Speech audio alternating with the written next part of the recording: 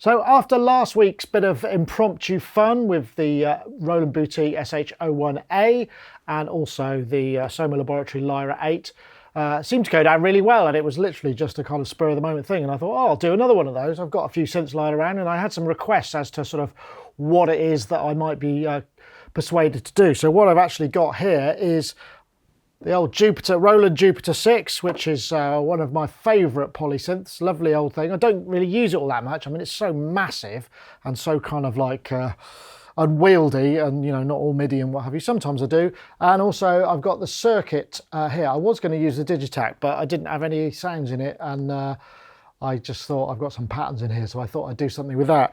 So today's Friday fun thing is the Roland Jupiter 6 and the Novation Circuit, which, as you know, has had quite a bunch of updates recently, and that's a really useful little tool. I use it a lot for my live stuff. I use it for running drums and additional synth lines, and this is the pattern I've got running in it. It's just 4 drums, bass drum, snare, and a sort of snare white noise thing, and a hi-hat and some other business here. And I've got a couple of synths in it as well. You can hear it's got effects.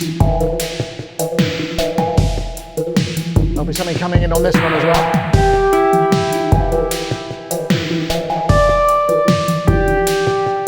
And that's all great. Sounds lovely, doesn't it? You know, it's got a nice vibe to it. I mean, you know, whether or not you dig the tune.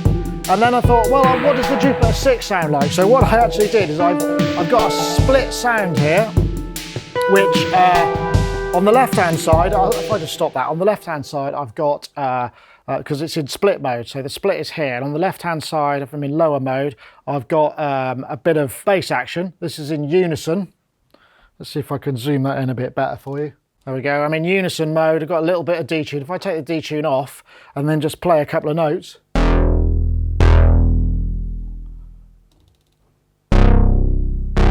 Sounds absolutely lovely. And if I bring the detune in,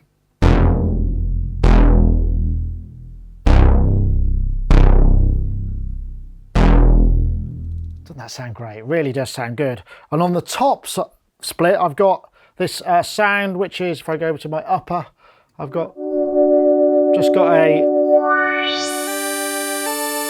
little duophonic line. And what I'm doing is I'm using a bit of pulse width modulation to actually go through zero and provide a bit of rhythmic stuff. So if I now press play on here,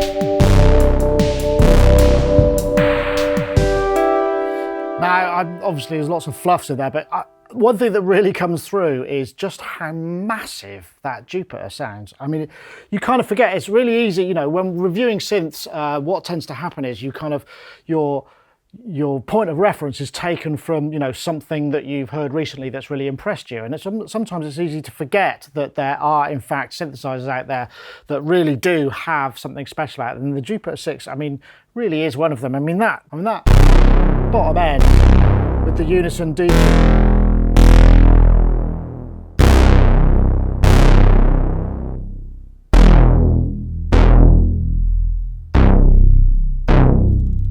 Really massive, isn't it? I mean, it really is just massive. And remember, there's no effects on this. I mean, that's another thing I was thinking when I was thinking about doing combinations. I was thinking, well, it'd be nice to have something that I can have effects on, because with the SH-01A, I put it through the Lyra and I got the distortion and I got the reverb. And with this, it sort of has enough to really kind of hold its own dry, even though, you know, it's obviously going to sound a lot better and a lot more interesting with some effects. I mean, obviously with the Jupiter 6, you don't get the opportunity to take the upper and lower splits out separately like you did on the Jupiter 8. So, you know, it's kind of a little lesser in that respect. That was it, really. I just wanted to share that one with you. So that was yet another fun Friday type thing, and I'll just play you out with a bit more of what I've been doing.